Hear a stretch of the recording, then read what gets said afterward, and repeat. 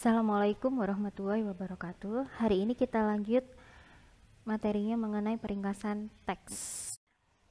Di sini akan saya terangkan mengenai konsep peringkasan teks itu apa, kemudian sedikit review mengenai TF, IDF, dan vector space model. Ada nanti contoh atau case study-nya, dan yang terakhir adalah latihan. Mengenai konsep peringkasan teks itu, jadi di sini yang melakukan peringkasan bukan kita atau manusia, akan tetapi komputer. Jadi bisa kalian bayangkan kalau misalnya kita ingin meringkas sebuah buku, kita harus membaca buku tersebut mulai dari halaman awal hingga akhir gitu ya. Nah, di sini kalau misalnya kalian dihadapkan sama 100 buku, apakah kira-kira kalian bisa membuat ringkasannya dalam jangka waktu yang cepat? Nah, di sini tujuannya yang namanya konsep peringkasan teks secara otomatis itu ada. Jadi di sini biarkanlah yang namanya komputer itu yang meringkas semua dokumen yang kita perlu ringkasannya, tanpa kita harus membacanya satu persatu. Nah, gunanya ringkasan itu apa? Saya yakin ada banyak sekali kan ya. Nah, misalnya kalau misalnya di toko online buku gitu ya, misalnya bukunya yang dipunyai oleh toko tersebut banyak sekali, dan misalkan di tiap bukunya tidak ada ringkasan sama sekali yang bisa dijadikan acuan untuk menjual buku tersebut. Nah, apakah pemilik harus membacanya satu persatu? Nah, mungkin itu akan kesulitan. Jadi yang namanya pemilik bisa memberikan dokumen dari buku tersebut, nanti biarkan secara otomatis ketika menjual buku tersebut akan ada deskripsi peringkasan teks ya, yang di situ secara singkat menampilkan isi dari buku tersebut. Kemudian sedangkan jadi di sini namanya automatic text summarization atau istilahnya peringkasan teks otomatis, pembuatan bentuk yang lebih singkat dari sebuah dokumen teks dari suatu algoritma tentu saja dan dioperasikan oleh komputer. Nah, sedangkan menurut Edward Hovey, peringkasan teks adalah teks yang dihasilkan dari satu atau banyak dokumen yang mengandung isi dari dokumen asli dan panjangnya tidak lebih dari setengah dokumen aslinya. Beberapa metode peringkasan teks yang ada itu bisa menggunakan pendekatan statistik, bisa memakai keywords dan heading, pendekatan NLP, lexical chain atau MMR ya, di sini maksimal marginal relevance. Nah, tentu saja di sini saya nanti akan menerangkan contoh kasus dengan salah satu algoritma yang kalian anggap bisa mengerjakan. Jadi di sini saya akan memilihkan satu algoritma yang mudah. Kemudian satu kalimat itu nanti akan dianggap oleh satu dokumen. Ya. Pada kasus lain itu satu paragraf bisa juga dianggap sebagai satu dokumen. Nah, di sini kalau misalnya kemarin di materi-materi yang kemarin ketika kalian melakukan pembobotan, itu kan yang namanya satu dokumen itu adalah ya satu dokumen, dia bisa tergantung dari parsingnya gitu ya. Jadi kalau misalnya yang kemarin satu dokumennya bisa panjang, tapi kalau misalnya untuk peringkasan teks nantinya kita akan menganggap satu kalimat itu adalah satu dokumen. Nah, di sini apakah bisa dalam satu kalimat terdapat kata yang muncul lebih dari satu? Nah, itu nantinya yang akan kita hitung. Kemudian metode TF sama persis dengan pembobotan yang kemarin kalian pelajari, term frekuensi, banyaknya kemunculan kata pada dokumen. Kemudian nantinya kita juga tetap memakai bobot atau weighting WTF, yaitu bobot dari masing-masing kata yang menyusun setiap kalimat. Nah, selain memakai TF, kita juga memanfaatkan bobot TF IDF ya. Term frekuensi, inverse dokumen frekuensi, memadukan nilai WTF dan IDF. Hasil akhir bobot kalimatnya merupakan penjumlahan dari setiap WTD tiap kata yang menyusun setiap kalimat. Nah, nantinya yang dijadikan bobot dari kalimat tersebut itu adalah jumlah bobot tiap kata penyusunnya. Untuk mengingatkan kalian kembali mengenai rumus dari TF IDF ya, kalau WTF kita tetap memakai kita akan tetap memakai 1 plus log 10 TF atau 10 log TF jika nilai TF-nya itu lebih besar dari 0. Dan kalau misalnya nilainya 0, sudah otomatis dia akan bernilai 0. Kemudian untuk IDF-nya kita memakai rumus yang sama. Ya, kita tetap perlu menghitung yang namanya DF-nya terlebih dahulu, baru memasukkan ke rumus IDF-nya. Baru memasukkan rumus ke IDF-nya, tetap memakai 10 log N per DF. Ya, kemudian kita melakukan weighting memakai TF IDF dengan mengalihkan bobot WTF dikalikan bobot IDF-nya. Nah, di sini perbandingan VSM atau vector space model yang berdasarkan dokumen ya melawan berdasarkan kalimat. Di sini yang namanya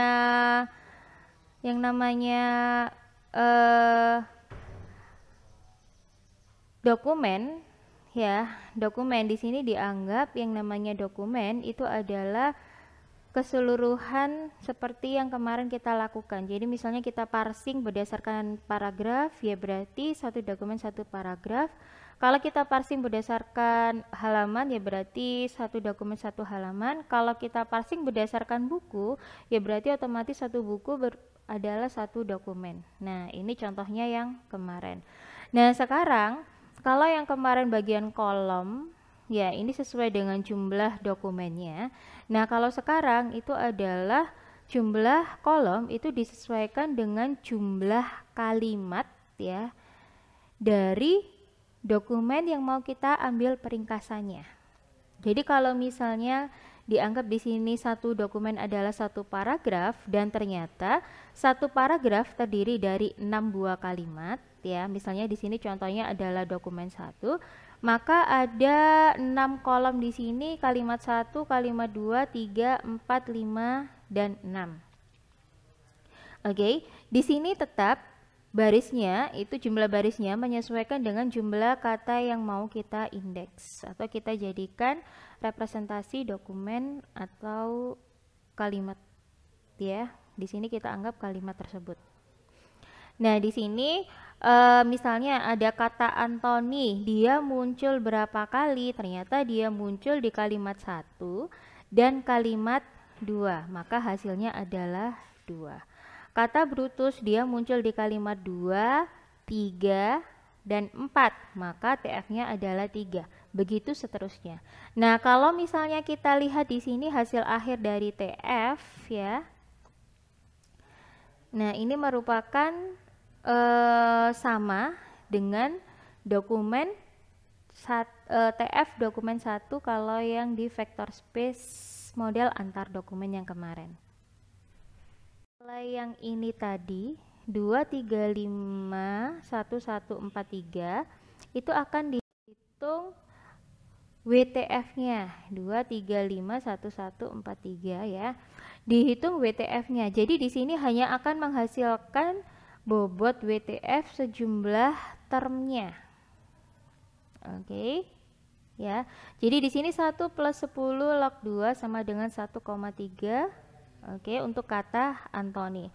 Nah, kalau misalnya kita ingin menghitung bobot dari kalimat tersebut, maka bisa kita lakukan perkalian antara kemunculan dengan bobot WTF.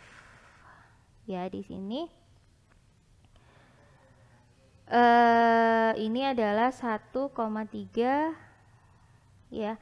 Misalnya di sini bobot untuk sentence yang pertama karena dia adanya di kata yang pertama, kata ketiga dan kata kelima, sisanya kan 0 ya. Maka kita bisa cari bobot dari kata yang pertama itu adalah 1,3. Bobot dari kata yang ketiga adalah 1,7 kalau misalnya kita bulatkan gitu ya menjadi 2 desimal di belakang koma, 2 angka di belakang koma, kemudian ditambah 1 itu adalah ini. Nah, jadi yang bernilai 1 di sini kita cari WTF-nya. Makanya di sini jumlah bobot dari kata tersebut. Nah, kalau kalau 0 ya berarti sudah tidak punya bobot gitu kan ya. Nah, untuk sentence yang kedua, karena dia muncul di kata 1, 2, 3, 4, maka kita akan memakai WTF 1, 2, 3, 4. 1,3, 1,48, 1,7 di sini plus 1 kalau kita total ini. Nah, selanjutnya akan dihitung satu per kalimat jumlah bobotnya berapa. Ini kalau misalnya kita sudah hitung semuanya. Nah, oke. Akan muncul nilai seperti ini.